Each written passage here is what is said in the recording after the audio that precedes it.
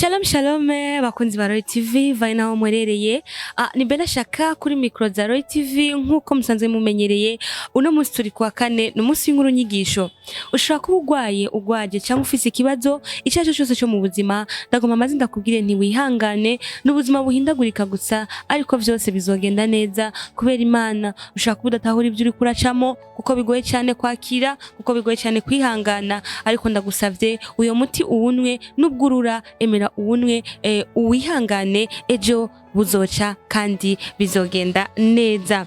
Uno museno wa musi mwiza wo kwa kane aho mbanabazana inkuru nyigisho igusigira leçon morale bivanye n'ubuzima tuba tubayemo ibifise inyigisho igutekereye muri buno buzima uko bukeye nuko bwije kugira ngo tumenye utuntu n'utundi. Ino nkuru nyigisho rero iza kuba ivuga ku bantu mukunda kujya aho mugeze hose mu maresitora ayariyo yose canke mu mihana iyo ariyo yose ndashaka ufata gatoyo wicare kugira ngo uyikurikirane wowe utarakora abonema kanda kuri subscribe wongere kandi ushire muri commentaire niyumve nyigisho gusigiye namba ari bwo mbere kuri Roy TV andika turi kumwe muri commentaire wongere kandi ugire partage usheko na like kugira ngo nabandi bose baronke inyigisho z'ubuntu. Ino nkuru nyigisho rero namaze kubabwira ico iza kuba yerekeye ko ni nkuru mama yitwa Mama Bijou. Mama Bijou ni mama yari afise restaurant. Yari mama adandaza ivyo gufungura ama restaurant muri amenyereye cyane nta namwe ngira mu Burundi hatari restaurant. Mama Bijou rero yari afise abandi bantu bakorana murabizi ko nta kazi nakamwe kabura concurrence. Nta kazi nakamwe kabura abo muhuriye kuri ako kazi mukora akazi kamwe. Ari naco gituma usanga amenga muri mu mahiganwa nabo musanze mukora ibintu bisa. Mama Bijou rero yaradandaza ibyo gufungura ariko akabona restaurant yiwe ntibiriko biragenda neza. Yateka akabona abakiriya baraza bake ariko ibidandazwa ivyo gufungura ntago bisohoka nkuko we avyifuza ntinjiza amafaranga nkuko avyifuza. Yari afise umukobwa umwe w'umwigeme bakorana yari umukozi wiwe abo bitongo na baservante. Rero Mama Bijou aravuga ati ntegezo kugira ico nkoze kugira ngo ndabe kudandaza ganje gutera imbere ndonka amafaranga shaka kuba mu boss lady shaka kuvugwa amenyekane Mama Bijou aho nzoca hose avuga ati hajya ni kuri restaurant Mama Bijou abantu bose bahamenye bazuze bagenda bazana nabandi baza kuhafungurira. Rero acha yiha decision yo kuja ku mupfumu aravuga ati ntegeza kuja ku mupfumu kugira ngo ndonka kantu yomfasha kazotuma bajya abantu baza benshi baza kuri restaurant yanje hakugenda kuyandi ma restaurant. Mu byukuri yaragiye ku mupfumu arabimwiganira umupfumu aramubwira ati ibyo ukeneye birakunda ariko biragusaba igitambo bigusaba nuko wonzanira ururimi rw'imbwa y'ingabo ukarunzanira hama ugasa kandi ukazana amafaranga angana n'ibihumbi amajana 8 nkaheza nkagufasha byose bikagenda neza. Ndibuguhe umuti uyu muti ndibuguhe uzokama wawe ushize mu byo kujya uteka kandi kizire yuko wewe ubifungura canke umuntu wawe umwana canke abantu biwawe abukoresha ko babifungura zizoba ari imfungurwa z'abakiriya bawe gusa bazokama baje gufungura. Nukuvuga aha ugize alliance n'isi yacu y'umwijima bisigura yuko ugiye gukora ikorwa gikomeye mu kudufasha kuzana benshi mu isi y'umwijima mbese no kwica ubuzima cyane bobo batabizi. Arambye ati uyu muti uzokama washize mu byo kurya abantu bazobifungura bazokwabugwa ku buryo bazokama bagarutse gufungura ntago bazigira bimvira mu mutwe yabashaka mu bwonko bwabo kuja gufungurira handi hantu ntibazigira bagira idea yo gutumbera iyindi restaurant iyo ariyo yose atari kwa Mama Bijou. Ati ikindi kandi abantu bose bafise ama chance kuko igihe tuvuka tuba dufise les chance ama chance y'abantu ntabwo angana ama destiny y'abantu ntabwo angana. Umuntu wese akivuka Imana ikimurema hari ikintu yashize muri we hari destiny yashize muri we. Rero aramuhereza uyo muti ati umuntu wese azoba afise inyenyeri izozima. Umuntu wese afise chance igira chance yiwe izoca iza mu isi y'umwijima amaze gufungura ivyo byo kurya. Bisigura iki rero n'abantu basanzwe bafise n'amagara meza bazogwara ingwara zitandukanye. Hari abazogwara amafibrome ibivyimba byo mu nda abandi byo mu bitereko ibintu biyobeye gusa. Arambye ati byo ntaco bimbwiye as long as abakiriya banje bazoza nkaronka amahera nkunguka nkuko ndavyifuza ntaco bimbwiye jewe igikuru gusa nakazi. Muranongo no musakaje kandi nikameze neza kubera ka grip ariko turakorana neza biragenda neza. Mama Billy arishima cyane aravuga ati ivyo ni bito ndavye ruko nabakiriya ntabaronka azi yuko ngiye kuyagaruza mu bisi mike reka nembere ndabikore nkore iyo sacrifice kugira ngo ibintu vyanje bigende neza nkuko ndavyipfuza. Mama Billy aragenda ararondera ururimi araruronka bicimbwa araruronka ururimi ngo ntivyari bigoye ko aho yaba imbwa zarigenza ijoro n'umutaga umva ntivyari bigoye yuko aronka uruga yo kwica karonka ururimi. Tanze misyo ku bahungu barabimukorera. Ikigira kabiri afata y'amafaranga arayamushikanira nuko wa mupfumu amuhereza wa muti kugira ngo agende ahatwike hahire rimwe. Mama Bijou aragenda kuri restaurant aca arateka. Agisereva ubwa mbere umukozi we bona haje abakiriya badasanzwe benshi cyane. Aramaze ati ariko mabuja uno munsi ko habonetse abakiriya tutari tumenyereye mbega vyavuye kuki? Mbega ni yahe impamvu yatumye tubona abakiriya? Hambye ati wowe nugira ikibazo tuzokoma twansa abakiriya mu gihe nkihari je nka Mama Bijou nta munsi nimwe tuzobura amahera canke se abakiriya. Umenye yuko jewe ndakora buri kimwe cyose kugira ngo intambwe ndayitere yaba muneza canke munabi. Ujya mukozi ariyumvira ati yaba muneza canke munabi arabaza ati mabuja ushatse kuvuga iki? Uvuze ati yaba muneza canke munabi.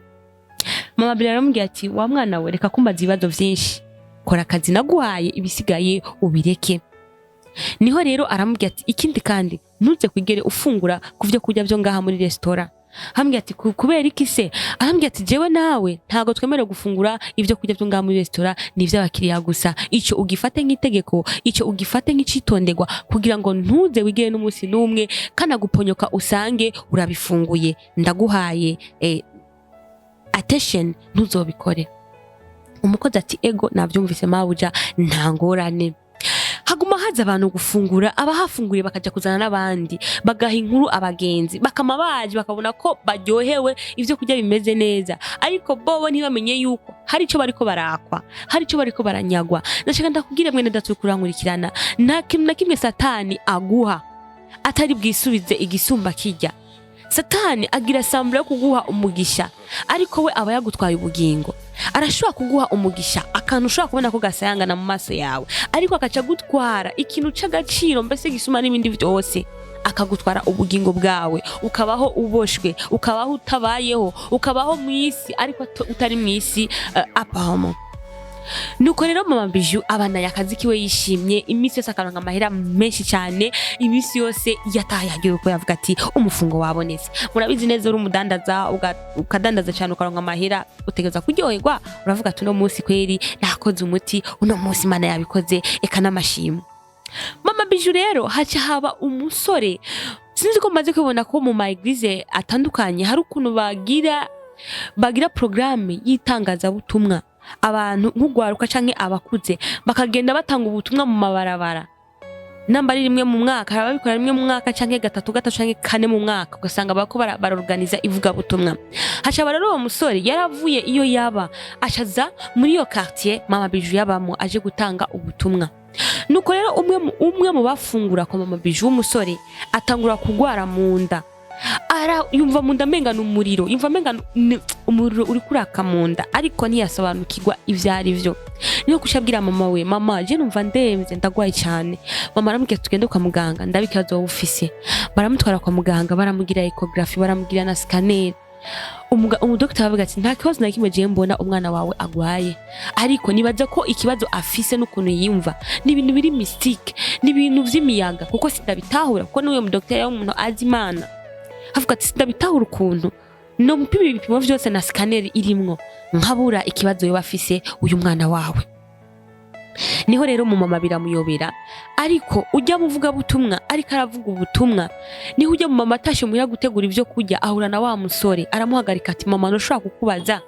Havuga ati mama komeye nk'umutima wawe urarushe cyane. Wa mama shaturikishira avuga ati mwana wanje mfise umwe w'ikinege ndamureze n'umufakazi aragwaye araremvye ari mu bitaro aguma yumva mu nda rumuriro. Nifuza yuko Imana yomfasha basi ikambwira ikibazo yafite cyarico kuko bamuvuye bagize scanner aho bagize ecography ariko nta kibazo bigeze babona yuko uyo mwana wanje yoba agwaye. Niho rero ujya mu usambye ati twoshobora kugenda aho agwariye nkamusengera. Aramubwira ati ndibaza twogenda ariko sinzi ko bikunda yuko umusengera kuko nubu asa n'uwataye ubwenge. baragenda barashika umudokiteri arabwira ati ntimushobora kwinjira kuko ubu ari muri koma, ntago mwemerewe kuza ahari, murindire mu nyuma murashobora kuza kumusengera. Aravuga ati nta kibazo, reka tuje hanze, jewe Imana yanje ahariho hose, aho ntari buhonyoze akarenge ndahatuma isengesho. Ati mada wankundira tugasenga nubwo twaba turi hanze? Ati ego cyane, reka dusenge. Wa musore aramufasha mu masengesho, barasenga barasenga barasenga barasenga. Niho kuca mubwira ati mama, umwana wawe araza kumererwa neza, wizere yuko Imana yamukijije, wizere yuko Imana ari umudokiteri w'abandi badokiteri bose, wizere yuko ibyo wifuza ko Imana igukorera uno munsi birarabibaye.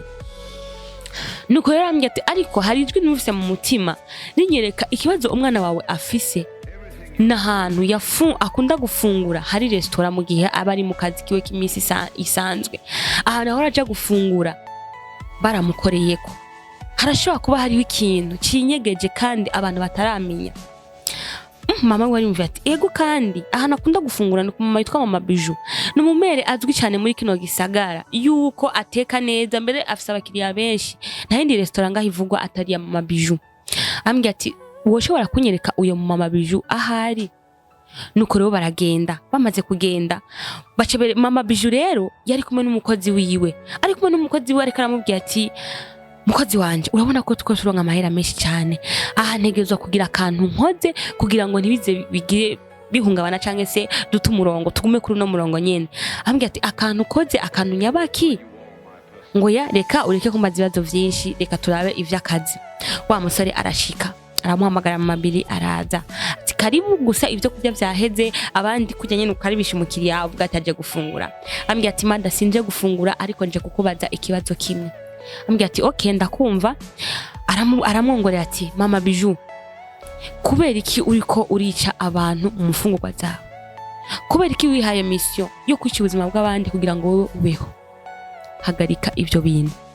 Mama Bijou aratwenga cyane, aratwenga n'ijwi ryo hejuru, avuga ati acavugira hejuru ngo urashaka ngo wowe umpagarika nkande? Urazi ububasha mfise wewe iyo ndabukura? Abantu bose baza gufungura ngaha, kandi n'umuntu wa mbere nteka neza, nta ubasha namwe ufise bwo kumpagarika wewe, kuko nta n'ikintu ufise wewe cyo nkanga.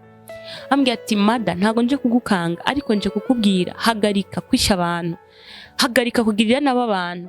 Ujya musore kubera iki ushaka kumwica? Ubuzima bwe akiri umwana muto. Ambwira ati umusore wahe ko ngaha afungurira abantu benshi, isinzi ry'abantu nomenya uyo musore ari wahehe. Rero jewe ntago ndi umuntu wo kwandika buri muntu wese aje ngaha, nico kibazo sinza uyobe yakigiriye, je mureke kunyambika ibara, je nta kintu kibi nkora kiretse gusa kugaburira abakiriya banje indya ziryoshe. Nuko Mama Bili wa musore asharamubwiye ati Mama Bili, ndashaka ndakubwira rino jambo rikurikira. Ku munsi wejo abo bakiriya bose ubona wishimana, nta numwe uzobona ngaha, ndabikubwiye kandi uzovyibonera. Nutahinduka n'ubuzima bwawe buzoja mu kaga. Ndahejeje, ariko ndashaka ndakubwire yuko Imana igukunda, kandi ivyo uri kurakora bihagarike, ubihebe. Uzobaho, ariko ureke kubaho biciye mu kwica abandi. Mama Bili aratwenga cyane, avuga ati we niwe nshobora. Marure gatatu bamviriye ku irembo. Wa mukozi w'Imana aragenda. Nuko rero Mama Bili atangura kwiyumvira kagakozi kakaje karabaza ati mabuja, ivyo bavuze ivyo akarakubwira ni biki ngo uwica abantu biciye mu vyo kurya? Ashambye ati ujya niyo nshobora, atahubwo namba yibaza yuko tungana ngiye kumwereka. Ambye ati wanashaka bisaba ngende kwiroshofa ngire eshofuma. Abaza ati eshofuma nyabaki? Ati harakanu ngomba nkore kugira ngo abakiriya banje ntibamveko. Ambye ati burya harakanu aho urukora kugira ngo uronke abakiriya? Umva umukozi ntavyo yarazi. Ambye ati mabuja jewe nsimbiye muri toilette gatoya ndagarutse. Ageze muri toilette atangwa kwiyumvira ati none mabuja kumbe arakoresha amarozi kugira aronke abakiriya. Nico gituma yavuze ko nakwiriye gufungura ivyo kurya byo ngaha muri restaurant. Atangura kwiyumvira mu mutima, biramuyobera biramucanga. Niho rero wa mugore aranga kuvyumva, acasuya kuri wa mupfumu aramubwira ati ujya ntagukange ntiyo gushobora, tahubwo narabe neza nahavura ahubwo tumugirira nawe n'ubuzima bwiwe tubuhagarike. Ni kujya mupfumu yamubesha ati ntaco yokora. Mama Bili bukiye mu gitondo aragenda ku kazi ka misi yose, arateka, nta numwe yigeze aza gufungura, nta mukiriya numwe yigeze aronka ngo aje gufungura. biramuyobera. Wa mukozi amaze ati mabuja ko nta bakiriya turonse no munsi bigenze gute? Aramubwira ati nigeze gukora ikintu ndagiye. Mama Biju aca aragenda. Wa mukozi avuga ati ibi bintu ntibisobanuze. Uko biri kose mabuja arakoresha imiti kugira ngo abantu bamererwe nabi. Nakajya gahungu kagwaye ndabonye impamvu kari kagwaye. Nuko wa mukozi w'Imana acagenda kugira mama ati genda wa mwana wawe ubu arameze neza kandi umutahane. Wa mama yari kategura udufungurwa atwarire kwa muganga, ashagenda asanga umwana aricaye ameze neza. Docteur yamubwiye ko ameze neza atakibazo afise, bwo bari bwose bwaheze. Mbya dushimira Imana yagukijije kuko kuba ukiriho n'ukubera Imana. Baca barashima barembera indimbo zishimwe barataha. Nuko Mama Biju yigira intumva ivyo bamubwiye aranka kuvyumva akomeza akoresha ya miti. Niho rero kagakozi kagakobwa kaca kagenda kwivuga kuri polisi ati je uko biri kose nawe rankorera muri restaurant ariko ndavye ibintu biko aravuga scene par scene ukuntu vyagenze n'ukuntu haje umuntu aramubwiye ati hagarika kwica abantu biciye mu byo kurya vyawe n'ukuntu gushika iyo saha atamuntu umwe aragaruka kandi kwafungurira guheraho uyo musore yaje kumusengera ambye ati ivyo bintu bihebe. N'amajambo mabuje we yavuze ati ntigazogenda kwishirama kandi kariro kugira ngo bikunde yuko abakiriya banje batamvako. Barambye ati ibi dutegeza kubihagarika kuko ni kwica abantu mu kutamenya. Abantu baza gufungura babona yuko bashonje bakeneye kurya ariko ugasanga ubuzima bwabo bugiye mu kaga. Uyu muntu rose umuntu asanzwe ahubwo n'umwicanyi tegeza kugira ico dukoze mu maguru masha. Mama Biju akari karimvira guhunga kuko harageze igihe avuga ati none ko mbona ivyo wa muntu yavuze ari ivyo kagakobwa ntikarahagaruka mbega ubu nibo hava bangirira nabi bakamenya ko ndi umurozi ndoga abantu biciye mu vyo kurya ati reka ndabaho no hungira kugira ngo ntibaje bantore. Akivyumvira guteye ntamwe ngarasohoka aho nyene polisi iba iramufashe. Mama Biri baca baramutwara kugira ngo ibisigaye vyose abivugire imbere y'abari gusamba n'ibindi. Inkuru yacingisho rero igarukiye ngaho. Inyigisho dukuramo ni yahe? Mwene datu ukurankurikirana iyubare cyane. Iyubare aho fungurira. Aho nuko ari mu restaurant abagenzi batanga hari abagenzi ushaka kubona ko ari umugenzi afise intention yo kugwishano, afise intention yo kugusiga imikoshi bivanye nuko akubona, bivanye nico nawe yifuza kuba. Ugasanga biciye muri wewe azoronka ugushigwa hejuru, bico akagukorerako swata akagusiga umukoshi, swata akaguhishano cyangwa akaguhisumu. Byose birakunda. Abantu benshi bagiye babura ubuzima kubera isumu. Ukaduzwa promotion abandi bikabababaza, bimaze kubababaza bakaca bagenda inama yo kugira ngo wewe bakurangize. Iga aho wicara, iga aho ufungurira ubuzima bwawe. Wamena ntaryo ugira ubwenge n'ugushishoza. Mugendane ubwenge nk'inzoka maze mugende mwituze ikintu cyose muyumvire kandi murabe uko murabaho. Sivuze ngo muhagarike kurira mu restaurant no, ariko musenge cyane kugira ngo ico muzaba murimwo cyose kizobe kirimo Imana. Musenge kuko umaze kuba ufise amavuta y'Imana, ububasha bw'Imana, uruzitiro rw'Imana rukuriko, ivyo bazokora ko byose bizoba sans effet, bizofata abandi ariko we ntibizogufata. Inkuru yacingishe rero garukiye ngaho, nubwo butumwa nashaka ndabashikirize muri no nkuru nyigisho. Mu buhinga bwa kamera ni Calf akadufasha kugira ngo ama image agushikire ameze neza. Mu buhinga ngurukana bumenyi ni Pacific adufasha kugira ngo bino biganiro bibashikire ku mwanya, ntimubure poste, ntimubure uguterama. Naho utaha rero Bella Shaka, Roy TV Burundi weekend. Bye bye.